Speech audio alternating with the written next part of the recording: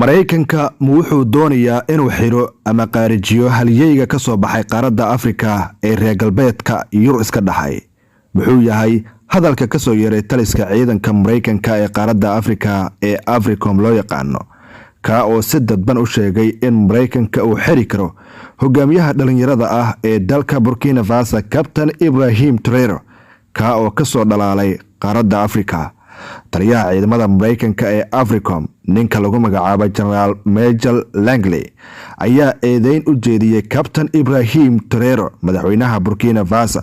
wuxuuna sheegay inuu si qaldan u isticmaalaya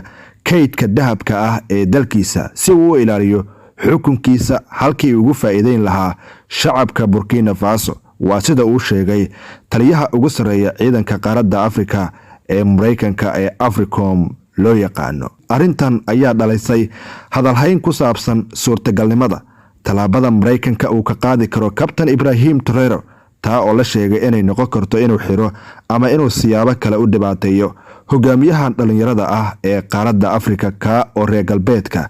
Yurub iska dhaxay isla markaana dalkiisa ka ceyriyay. hadalka ka soo yeeray taliyaha ciidanka Mareykanka ee qaaradda Afrika ee AFRICOM loo yaqaano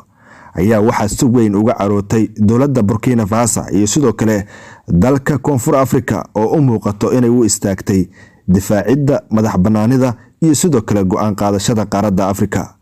wasaaradda warfaafinta Burkina Faso ayaa sheegtay in eedeynta taliyaha ciidanka Mareykanka ee qaaradda Afrika ee AFRICOM ay ka turjumayso aragti gumaysi cusub ah, isla markaana lagu doonayo in lagu weeqo madaxbannaanida dhaqaale ee xukuumadda Traoré ay raadinayso. waxaana lagu yiri warka ka soo baxay wasaaradda warfaafinta ee Burkina Faso, dahabka iyo sidoo kale kheyraadka kale ee dalkeena waa hanti qaran. madaxweynuhu wuxuu ku bixinayaa si waafaqsan danta shacabka, ma ahan sida ay rabeen quwadaha shisheeye ama dalalka reer galbeedka, ayaa lagu yiri war ka soo baxay wasaaradda warfaafinta ee Burkina Faso. dhankeeda dowladda Koonfur Afrika ayaa si adag u cambaaraysay hadalka ka soo yeeray AFRICOM, iyadoo wasaaradda arrimaha dibadda ee South Africa ay sheegtay in Mareykanka uu u muuqdo mid aan doonaynin in Afrika ay hesho madaxbannaani buuxda. waxaana lagu yiri warka ka soo baxay wasaaradda arrimaha dibadda ee dalkaasi Koonfur Afrika, waxaan aad uga xunnahay hadalka ka soo yeeray taliyaha AFRICOM. Afrika waxay xaq u leedahay inay ka faa'iideysato kheyraadkeeda sidii ay doonto iyadoo aan cabsi dareemaynin, ayaa lagu yiri bayaan ka soo baxay Koonfur Afrika. falanqeeyaasha siyaasadda ayaa waxay rumaysan yihiin in hadalka ka soo yeeray taliska AFRICOM uu muujinayo cadaadiska sii kordhaya ee reer galbeedka ay saarayaan dowladaha gobolka saaxil ee xiriirka la yeeshay Ruushka, sida dalka Burkina Faso, Mali iyo sidoo kale Niger, kuwaasoo si istaba joog ah uga fogaaday siyaasadda dhagarta badan ee wadamada reer galbeedka. eedeymaha ka soo yeeray taliyaha ugu sareeya ciidanka Mareykanka ee qaaradda Afrika ee AFRICOM ee ka dhanka ah hogaamiyaha dhalinyarada ah ee dalkaasi Burkina Faso ayaa imaanaya iyadoo ay jiraan khilaaf gudaha ah oo ka dhex jira ciidamada militariga ah ee Burkina Faso.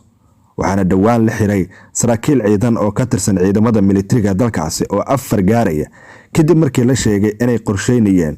isku day afgembi, ka oo la fashiliyay, taasoo abuurtay xaalad cabsi iyo sidoo kale kalsooni darro ah.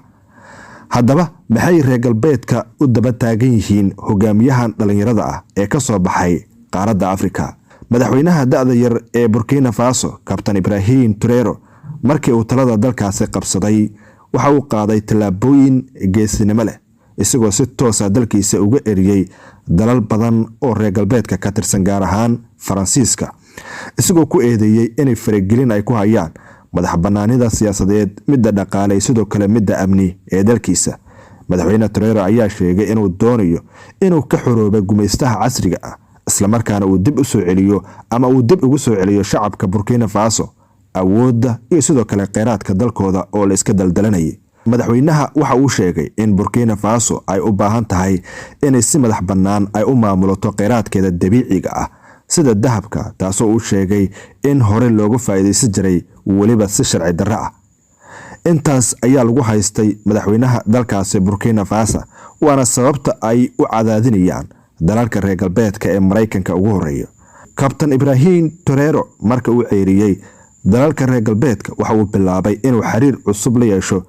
wadamada kale sida Ruushka, Iiraan, Maali iyo Niger iyo xitaa Shiinaha, kuwaas oo uu sheegay inay ixtiraamayaan madax banaanida dalka Burkina Faso.